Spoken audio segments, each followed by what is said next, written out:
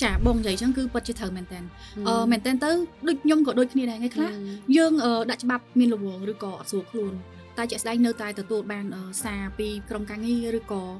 nè đại dương thờ thua ca cho mùi càng càng ấy chẳng á chả dương anh cái về ban này thờ đã tỏ quấy vì chỉ hướng đại sầm khăn chỉ hướng đại dương thờ đã thua chỉ chẳng bạch nhưng chưa tha nè na có quạt trong áp đi quạt rồi có đi chùm rán được không ạ chụp bạc quạt đài bàn tay cái khác mi rồng tha hot nơi khác mền tên của về tay tầm miền úp sạ châu mau chỉ hô hái nè bông chẳng ta bông vô tha thua chẳng mấy đập bay rồi tỏ dẹp hiệp đầu viên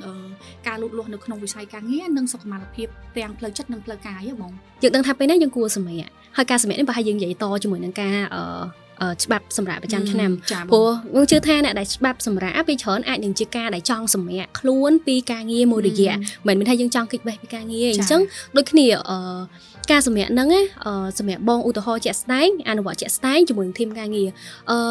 ប្រហែលជាវាជាការ practice របស់មនុស្សគ្រប់គ្នាដូចគ្នាឯងថានៅពេលដែលសម្រាប់គឺយើងតែងតែធ្វើការ notice ទៅលើ team ថាអូថ្ងៃនេះខ្ញុំសម្រាប់ម៉ោងនេះឬក៏ក្នុងភារកិច្ចមួយនេះហើយការសម្រាប់មួយហ្នឹងប្រហែលជាខ្ញុំអាចឆ្លើយតបសារបានលឿនទេឬក៏អាចឆ្លើយតបជាមួយនឹង email បានភ្លាមៗទេអញ្ចឹងគាត់អាចទម្លាក់ message ឬក៏ទុកនៅ